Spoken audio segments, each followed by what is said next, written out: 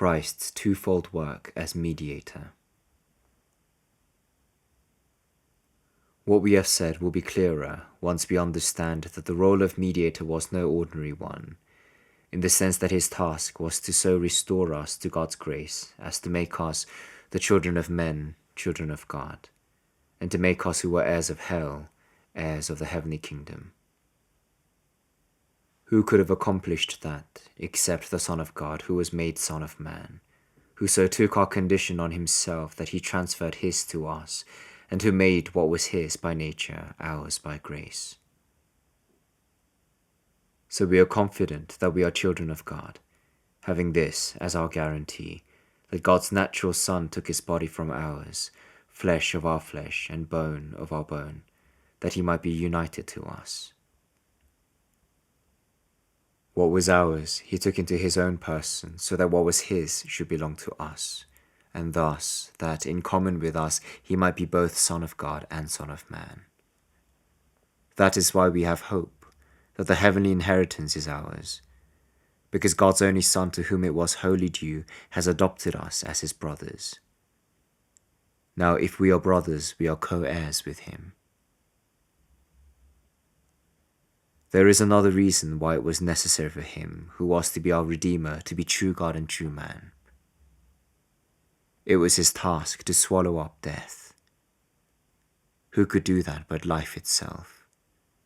It was his task to conquer sin. Who could do that but righteousness? It was his task to overcome the powers of the air, that is, the demons.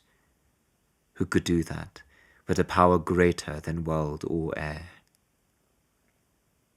In whom then do life, righteousness, and the power of heaven reside, but in God alone?